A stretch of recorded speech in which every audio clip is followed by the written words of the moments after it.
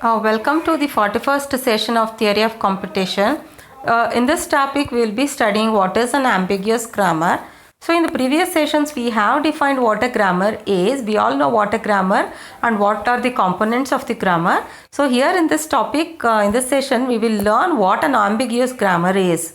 The students at the end of this session will be able to derive at a conclusion whether the given grammar is an ambiguous grammar or it is an unambiguous grammar. So now let us formally define when do you call a grammar as ambiguous grammar, or what is an ambiguity in a grammar. A grammar is said to be an ambiguous grammar if there exists more than one leftmost derivation, or more than one rightmost derivation, or more than one parse tree for the given input string. See, in the previous session we learned how to write a derivation tree or a parse tree for a given set of grammar.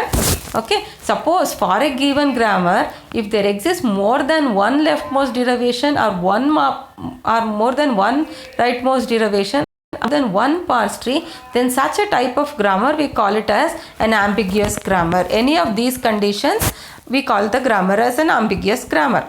Okay, so now let us see with an example to what grammar we call it as an ambiguous grammar. Let us take this production rule S equal to ASB or SS and try to construct the the parse tree for the given string AABB. The above grammar generates two different parse tree here. Okay, so for this grammar there are two parse trees that is existing. So we can say that the given grammar is ambiguous. There cannot be more than one parse tree for one given set of productions in a grammar.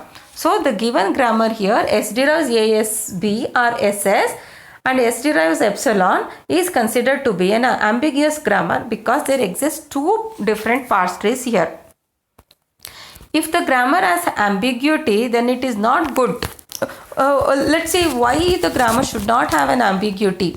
If the grammar has ambiguity, then it is not good for a compiler construction. Okay, so no method can automatically detect and remove the ambiguity, but you can remove the ambiguity by rewriting the whole set of grammar again. Okay, so if at all you have an ambiguity in the given grammar, then you cannot construct or you cannot develop a proper compiler for a given language. Okay, so the one thing, suppose if you find any ambiguity in the grammar, so it is needed that you have to reconstruct the set of productions in the grammar to avoid the ambiguity. So here I have given some two questions for you all to show that the following grammar is ambiguous.